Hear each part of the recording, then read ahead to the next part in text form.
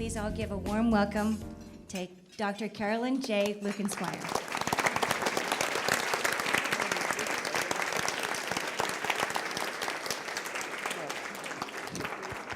Thank you. Thank you very much for having me. I have to say I'm both honored and delighted to be with you. And when I realize how many former speakers at the Women's Salon are in this room, I'm a little bit humbled about what I'm following. What I'd like to do with you tonight is several things. I'd like to share some information with you about how Americans across the country are currently actually feeling about the state of our politics and the state of our public and political discourse. I'd like to spend a little bit of time on the causes of how we got here. And I want to spend the most of my time sharing with you what we have the privilege of learning at NICD because we work all over the country, and what we are discovering is happening in communities all over the country.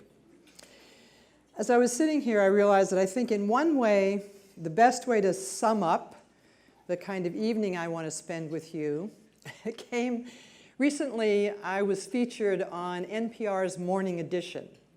Some of you may have caught, they did a series on civility. And we were very excited to be featured in it, although I was a little disturbed when I discovered that the title of their series was Civility Wars. We actually were held to the last event in the series, and we were presented in that context as a possible antidote to the level of toxicity in the country in our politics. And that is quite an honor for us to say it. The reporter that I talked to, who was excellent, we must have talked about 45 minutes. And as she was wrapping up, she kind of took off her reporter hat and was more or less saying to me, person to person, how do you actually feel about where we are? Are you optimistic or are you pessimistic? No one had ever asked me that question before, and I get interviewed a lot. And I had an immediate sense of exactly what I wanted to say. And what I said to her was, it all depends on where I put my attention.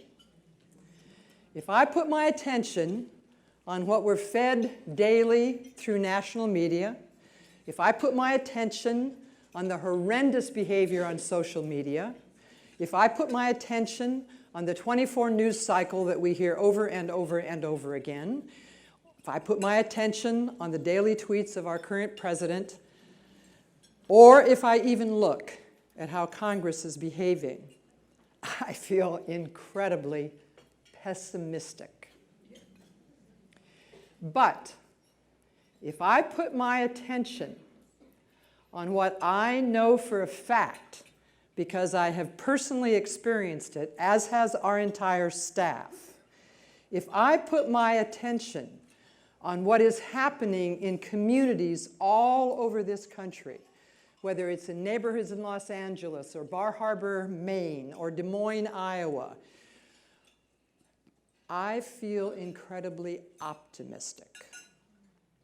My guess is historically when this period is written about, and I say this, I assume in this group, we have people both who are on the conservative end of the ideological spectrum and on the liberal end of the but I know I'm in Tucson, so I'm probably a little more weighted one way than another. But when we look back at this period in history, I think one of the things that will be extremely ironic about it, or maybe paradox is the better word, that the phenomena of the 2016 presidential election and what has ensued since then has in fact stimulated an extraordinary awakening in this country. An extraordinary awakening about what are the responsibilities of being a citizen. What does it really mean to hold that role that our founders wrote for the first time in human history, that people are capable of self-governance. Now, that's only true based on the structures and processes that they are invited to participate in. And I'll give you a little bit of evidence tonight. We've been in a 40-year process where the structures and processes, or 40-year track, where the structures and processes that most citizens have experienced have led them to disengage more rather than engage more. And that's what's changed in the last 36 months in this country. People of every age, people of every race are waking up to, if in fact we want the country's democratic institutions to stay strong or regain strength, and if in fact, you know, I think a big surprise, I'll say it personally, and my guess is this is true for many of you, we are so accustomed to our democratic institutions playing their rightful role that we talk only about the rule of law as the most unique thing about American democracy. And yet in reality, a lot of the things that have made our democracy as great as it is are actually not written in statute at all. They're cultural norms. There's no law that says the president has to release his income tax. But every president has done it for the last 60+ years. There's no law. And I could just keep going and going and going. And in some ways, what's been most destructive about the last, moving on to 3 years here, is this erosion of our cultural norms. And I'm sure each of you in your own arena, personally and professionally, have an experience of how much easier it is to tear something positive down than it is to build it back up after it has been torn down. For sure, as strong as I'm standing here, or whatever, I'd stake my life on the fact that things are not going to get better at that national level that I described in the next 2 years between now and the 2020 presidential election. We're going to see more of the worst kind of negative campaigning that we've ever seen in this country. All you have to do is pick up a newspaper, and you know what I'm saying is true.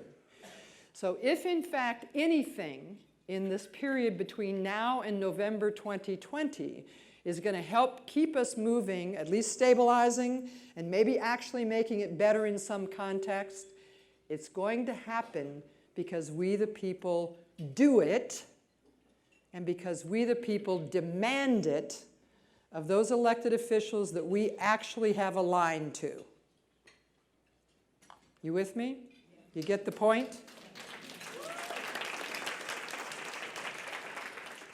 Most of us, except for people who are politically active, have stopped thinking about sending a letter to a congressperson or making a call to an office. That's one of the things that's changed. The number of phone calls into congressional offices, into field offices, in senators and House of Representatives and state people, the number of them has just exploded in the last 36 months. That matters. I'm actually going to encourage you, I hadn't thought of this till this exact minute. I'm going to tell you another story, and then I'll pick up what I just started to say.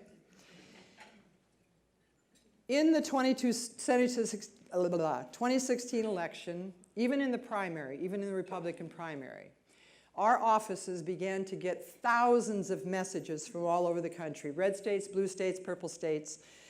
And there was always a difference in the message and always a part of the message that was almost exactly the same.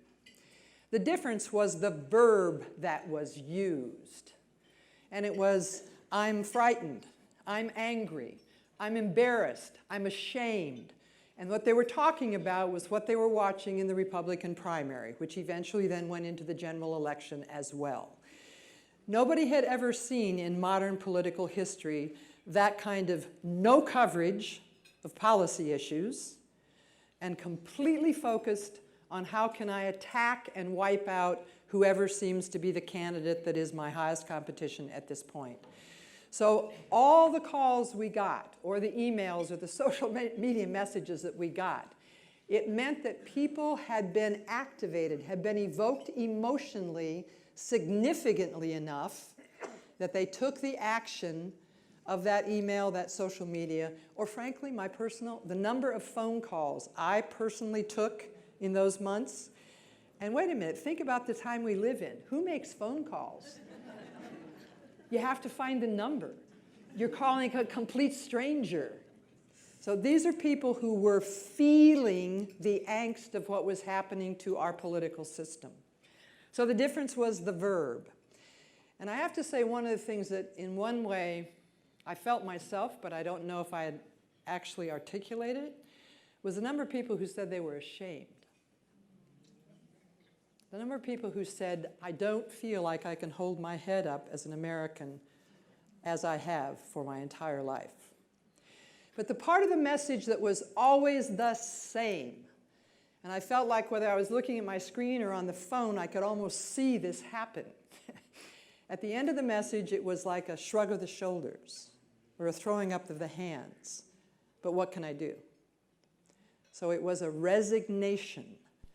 I am activated about this. I'm concerned about this, but I don't see anything I can do about it. Okay, if you're a political scientist, you have a whole language and a whole set of research about this. What you say is that every one of those thousands of calls, the people felt like they had no agency. And what the research shows, when agency means I can't take an action. And what the research shows is when people feel like that about something they're disturbed about, what they do is withdraw. They withdraw from the public square at exactly the time when what we need them to be doing is in the public square. If you want to go to psychology, they have a different way of describing the same behavior. They would say, when a person's been activated, and there's probably a lot of counselors in this room of one sort or another, when people have been activated enough to make that kind of phone call, but they don't feel like they can do anything about what has activated them, they turn it into one of two psychological states. Internalize it, and it turns into depression or anxiety. Or externalize it, and it turns into inappropriate anger expression at a given moment in time. So we're sitting around our desks saying, gulp, given who we are and what we're doing, this isn't okay. And we talked with our board, and we then started an initiative called To Revive Civility and Respect. And now I'm going to hope you remember where I went off this track and said I was going to say something to you. So I'm back there now. What we began to do was develop a strategy in which every time we engaged with people, whatever community we were in, whatever project we were doing, was what we focused on was, yes, you're not going to be able to do anything to change this campaign rhetoric before the end of the campaign. No. Are you going to be able to have Donald Trump stop doing these kinds of tweets? No. Are we going to be able to do that? No. Is anybody going to be able to do that? No. But every human being, a few exceptions in terms of people who are profoundly socially isolated, but for the large part, it's a fair generalization to say that every human being is in a circle of influence. And in the circle, and frankly, everybody in this room is in a lot of circles of influence, not just one. And in every one of those circles of influence, you make choices on a continuous basis. When do you speak? When do you ignore? When do you assume that, you know, this is a tiny step, but I'm going to take this step. And I'm going to take this step because I think it is the right thing to do to really rebuild the social norms of civility and respect that are absolutely essential to a country, a city, a community being able to behave democratically. So what I was going to ask you to... Thank you. So I'm going to try to do some things with you interactively as well as talk with you. So I'm going to ask you, I'm going to pause, And I'm going to ask, there's some pieces of paper in front of you, although I think some of them you owe to the salon for evaluation. I hope there's something you can write on. Just take a moment and think about what's a circle of influence that I'm in that, given this state of our political and cultural disconnects, is a place I could do something different than I've done. If I wanted to take an action, this is the circle of influence in which I could do it. I'm going to pause and give you a minute to write that down. Now, there's always a danger when a speaker gives the space to the audience that it's kind of hard to get your attention back. Thank you, whoever helped. I'm going to share one of the phone calls that I got that October, or early November actually, that I know I will never forget. It was a call from a mother in New England. This is in 2016. It was actually shortly after the election. And this is what she said to me. We have two daughters. We have two daughters. They're both in Ivy League schools in New England. They're coming home for Thanksgiving, and they have not spoken to one another since the election. Some recognition there? Do you have any suggestions? She's near tears. Do you have any suggestions of what we could do that might allow us to just have a family Thanksgiving dinner? And frankly, that led us to create a whole initiative called Setting the Table for Civility, or Setting the Table for Conversation. I don't know, it's still up on our website. We actually had more people use it in 2017, and more people use it in 2018 than used it in 2016. There's a new book out by a gentleman named Arthur Brooks. Arthur Brooks has been the president of the American Economic Institute, which is probably the most highly respected conservative think tank in the city of Washington. He announced the fact that he was going to leave that position, I think it's about 10 months from now. But he's just written a book, which I would highly recommend to you. The name of the book is Love Your Enemies. Arthur Brooks is not a minister. Arthur Brooks is not a social scientist. Arthur Brooks is writing from a place about his concern for the state of our country. And in that book, Arthur Brooks shares new data, which I think I'm right came from the Pew Center for the People in the Press that does, if you're ever wanting poll data on these issues that is completely trustworthy, go to the website of the Pew Research Center. Arthur Brooks writes in that book, and I've heard him say it in a book when he's presenting it, that the data today is that 1 in 6 families in the United States of America have members who will not speak to each other because of the result of where our politics are. So this is not only a mess in Congress and in Washington, D.C. This is a mess that is profoundly impacting the quality of our everyday lives. And it is something that I'm going to tell you more about, but I'm saying it this way to say the following. That may be your circumstance in your family. You may know a family that that's the circumstance in. Fundamentally, in terms of us living our lives, if we do not feel safe in our own families, there is no chance of us existing in our other environments anxiety-free. So as you jotted your notes about the circle of influence, I would highly recommend to you, either if it's your own family or a family you know, to be proactive about setting up the circumstances to recreate, and I'm going to talk to you very specifically a little later about how to do this, how to start the conversation between two people who find themselves in this situation. When I'm talking, or when anybody on our staff is talking, often one of the first responses is, but people on the far right won't have this conversation, or people on the far left won't have this conversation. So I want to give you some real data. Yes, we are in a period, and we've been there before in American history, but the data would suggest that today in the United States, about 12 to 15% of Americans are really holding this very far-right position that has a moral issue in it, that if you don't think what I think, I'm a superior human being to you, or vice versa, however you want to say it. 12 to 15%. I walk over here to the left. This is on the increase since Obama. About 8 to 10 people who are on the far left are in the same position. The judgments they're making about the people over there, there is no coming back. So, okay, let's take the highest number. 15% over there, 10 over here. That's 25% of us. Think of anything that's ever happened in this country from a movement point of view. We don't need, at this moment, to go up the mountain that can't be climbed in terms of engaging people on the far right or on the far left. 75% of us still care more about being connected, about having relationships, than they care about their partisan views.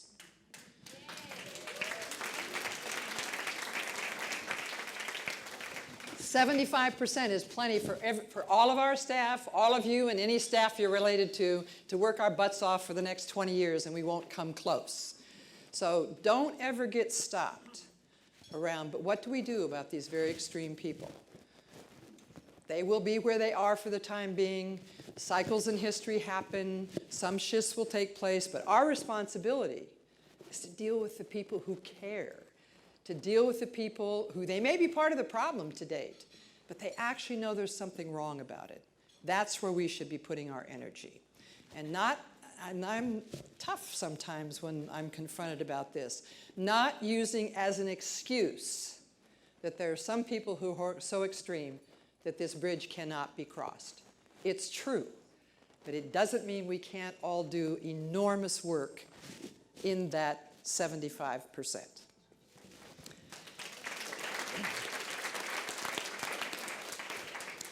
I'm going to give you a little more data about what I said about why I see hope across the country. And then I'm going to go to my slides, which who knows how far I'll get with them, given how I've started. I don't know. So I have the privilege of doing presentations, doing work in community all over the country. And about 6 or 7 months ago, maybe it's 8 or 9 now, I and 2 members of our National Board of Advisors, Mickey Edwards, who was an 18-year member of Congress, a Republican from Oklahoma, and Dan, Dan, help, I can't believe I can't say his name, and this is recorded. I know him well. He was the Secretary of Agriculture under President Clinton. He was a member of the House and a member of the Senate from Kansas. Somebody help me and think of this man's name. This is really embarrassing. Right. Anyway, so I and Dan and Mickey are doing this. I'm probably a little red in the face at the moment. We were doing this forum in Cleveland, Ohio, at the Cleveland City Club. And Cleveland and San Francisco fight with each other about which of them were the first institution of free speech in the country. If you're in San Francisco, it's San Francisco. If you're in Cleveland, it's Cleveland. But they have a long tradition of taking on these tough issues. So we had given our talk, and at the end of it, I could see a young woman coming from that direction, high energy, really focused on getting in touch with us. She comes to the stage, and she said, I just want to tell you what we're doing here in Cleveland. She's probably in her late 20s. Her name is Megan Anderson.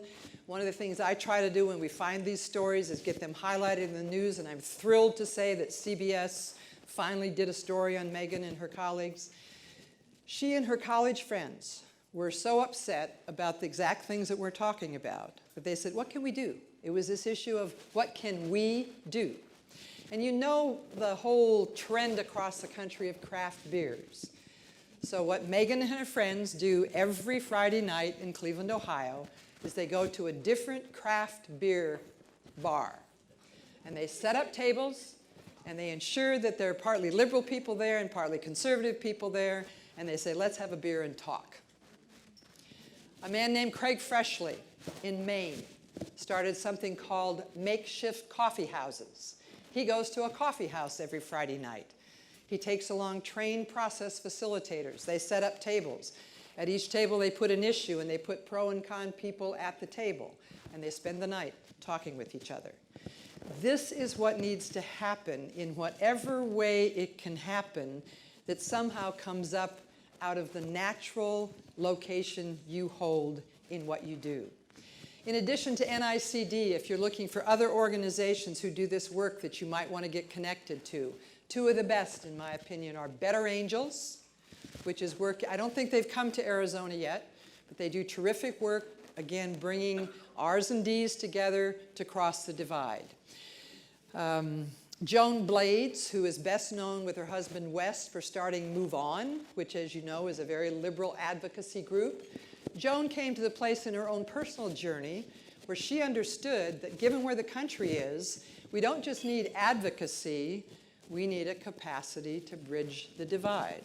So she started something called Living Room Conversations that has now taken off. This is something any one of us can do, which is inviting a small group of people into our home where we know there are differences on a policy issue. I'm sitting in Arizona at the moment. I was stunned as I was catching up before I came. Do you know how many votes there are in front of the Arizona legislature that would actually reduce the number of people who can vote in 2020? 4 pieces of legislation. Now, I take my NICD hat off in the sense of we don't advocate things. But in terms of this country's founding, the whole aspiration was universal suffrage. And that we should be sitting in 2019 looking at 38 states that have taken action in the last 6 years, and you're just about to maybe be 39, to actually make it more difficult for certain subgroups of the population to actually just exercise the fundamental right to vote is a deeply, deeply disturbing reality. It's also deeply disturbing, and it's part of why when I talk like this, I do take my NICD hat off. Because in fact, the way partisanship has worked, I mean, think what our Constitution says. But in the way partisanship is now working, for you to declare that you believe universal suffrage is the goal is to, by definition, put you on one side of the divide or the other. So here's what we're doing at NICD, and this is the first time I've publicly announced this. We have connected with 2 secretaries of state. The Secretary of State of Ohio, a man named Frank LaRose, who is a Republican, and the recently elected Secretary of State of Michigan, Jocelyn Benson. They are both passionate about getting the distortion out of the conversation about voter fraud and voter suppression. Secretaries of State are the people who hold the power in the United States to set up the structures which allow how we actually vote. The 2 of them and myself will present in June to the National Secretaries of State Association an initiative inviting whatever number will join for the Secretaries of State to take a stand on we have to get the distortion and disinformation about both voter suppression and voter fraud out of the conversation, get facts on the table, and then let states proceed based on that. I can't tell you how excited I am about that.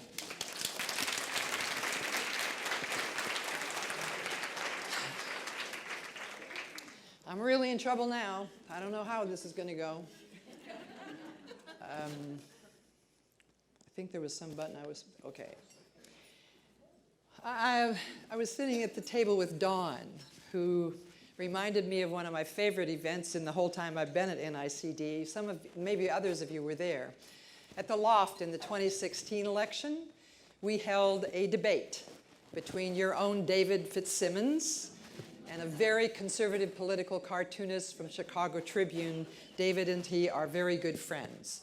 It was a great evening. We had a lot of fun. People learned a lot. And that was a prompt for me and our office to start collecting political cartoons about this mess we're in. That file is getting very, very, very fat. This actually is still my favorite of all the ones I've seen, or one of my favorites. Here we are, civil discourse on a gurney, on the way to the emergency room, completely surrounded by the best of medical personnel. But at that moment, there is no clarity whether civil discourse will survive or whether civil discourse will die. And I think, in a way, those are moments we're facing on a pretty regular basis. And I've already made the case that I think, at least in the short run, what is going to help that is not the experts that are surrounding it, but it's actually us, the people, that are going to have to step up. Okay. I told you I'd tell you some about where are we, the American public, about this issue. And what may surprise you in the data I'm going to share is it's about evenly supported by Republicans and Democrats. In this data, there's not a big gap between what Democrats say and what Republicans say. Weber Shandwick is the second largest public relations communications firm in the world. And a woman there named Leslie, I think, was quite prescient. She convinced her CEO 8 years ago, that the company should every year do a Civility in America survey. So we have great baseline data going back 8 years in terms of how the public feels and thinks about this issue in our culture. They haven't yet published their data. This is 2017 data published in 2018. Their 2018 poll went into the field in February of 2018. The full data will be released in May. So this is a year out of date. I've now seen the early outcomes of the next round, and these numbers even go slightly higher. 75% of us now believe that incivility in America is a crisis. 83% of the public say incivility leads to intolerance of free speech. We will talk a little bit about that right here in Tucson at the University of Arizona. We are a hotspot for that exact issue right now. 79% of all respondents say incivility is leading to less political engagement. That was true, and we still believe it's true, but remember, I'm saying one of the good news stories out of this is it's actually, in the 2018 election, was a great example of that, is now leading to more political engagement. We've worked so closely with Weber Shandwick for a period of time that they now allow us to put a few questions in that come straight from us. And again, this isn't for release yet, but I want to share 2 of them with you, because I think it's the first time this data is available, and I think what we will do with it first is write an op-ed piece about it, hopefully that ends up in the New York Times or the Washington Post. So one of the questions we asked, how important is it for our political officials at all levels of government to work in a civil way with elected officials who have differing political views than their own? Is that question clear? So Democrats, 89% say it's important. Republicans, 93% say it's important. Democrats, 70% say it's very important. Republicans, 74% say it's very important. So we're dealing with something that can be said, we don't know much what to do about, how to make them change their behavior, but we all share a view of what should be. So let me go back to your circles of influence. If you can put the name of a city council member, or the name of a state legislator, or the name of one of your members of Congress on that level of circle of influence, pay attention. And one of 2 things I'd say. If they are doing this really well, praise them. Tell them you appreciate it. If, in fact, they violate this in the immediate example, and you have examples both ways in this state, then tell them that. They need to hear from us that we find it unacceptable that they speak this way about each other, to each other, et cetera, et cetera. The second question that I'm going to share with you. During the past year, and I kind of stole the thunder of this with the Arthur Brooks, which is even more dramatic data. During the past year, have you stopped communicating with someone because he or she has a different political point of view than your own? First choice, yes, completely stop communicating with someone. 21% of Democrats said yes. 15% of Republicans said yes. Yes communicated less with someone. 29% of Democrats said yes, 24% of Republicans said yes. And independents were 35 and 23. So we're starting to be able to tell a story about, given the behaviors we're observing, given the behaviors we're experiencing, what is it that we believe could and should be done about it? I'm going to share one other important piece of data about where we are. The American Psychological Association has run a Stress in America survey for 20 plus years, every year. And the American Psychological Association's definition of stress is very concrete. It is specifically about the quality of our lives. Am I sleeping less well? Am I less productive at work? Do I have a fractured relationship? Whatever, those kinds of things. So it's literally my daily life. For the first time ever, in 2017, 59% of American adults, and they'd never seen this register before, 59% said the current political climate is the highest cause of stress in their life. Higher than money. I also think we have to take seriously that the highest was the future of our nation at 63%. Again, that's way different. We're usually quite optimistic about the future of the country. So what we're sitting with, we are feeling in our own lives how wrong this is. We are feeling in our own lives the impacts of it. So what is most important is how to figure out whether you want to deal with it as an issue of agency or you want to deal with it as an issue of your own emotional equilibrium. How do I find the small steps, whatever the small steps are, that I can take to feel more in control of the impact? One of the things we did with their professional staff, because they were getting thousands of messages from their members, and this APA is the largest counseling membership organization in the country. And they were getting lots and lots of calls from counselors to saying, I can't believe both in existing clients and in new clients, the number of people who are coming into my office anxious about the politics of the situation. And one of the things that came out of those brainstorming sessions that now a fair number of them are evidently doing was, for many people, it was watching the news that were creating this sense of anger or this sense of anxiety. So many of these psychologists are now getting their clients to sign contracts. I will not watch more than 1 hour of news a day. I mean, you think about it. CNN, Fox, whichever one you watch the same thing over and over and over again. So how do you take the stimulus that is creating this anxiety in your life and get it out of your life? In terms of, remember what I said to you that I said myself?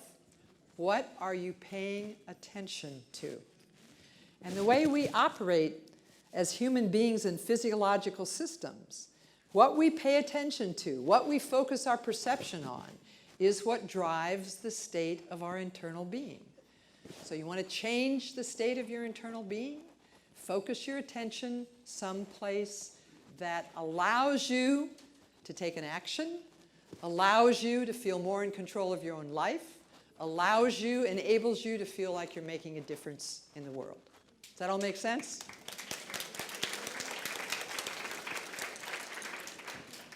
So I'm going to do another pause, because I got to look at these slides to see what I'm going to do here. And just at your table, talk for a few minutes from this. What jumps into your mind about things that immediately you could do that would shift your own experience of the angst that we're in about where our country is? This will be very brief, but a couple of minutes. Okay, can I, whoever clinked that glass for me before, would you clink that glass again?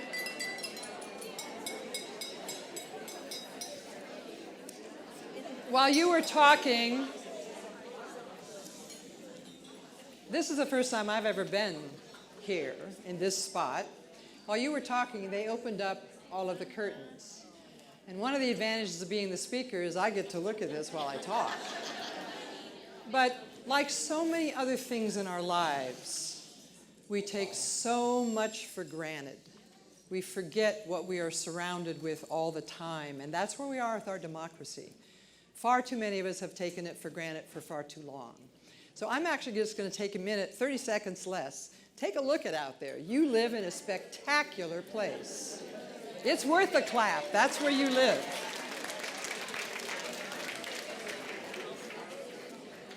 Okay. I told you I was going to talk a little bit about how we got here. And one of the things that much earlier in my life, I and my family were most proud of was I once set the record for the 100-yard dash in the state of Iowa. And the record held for 10 years, which I'm even prouder of.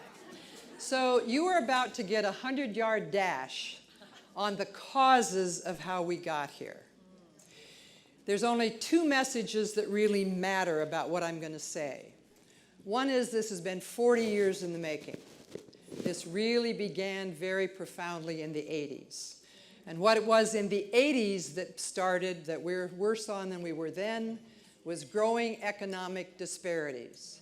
There's a bigger wealth and income gap in this country than existed in the Great Depression. And millions of Americans are feeling that every single day. All of the rest of these things have come online, so to speak, in that period of time, since that period of time.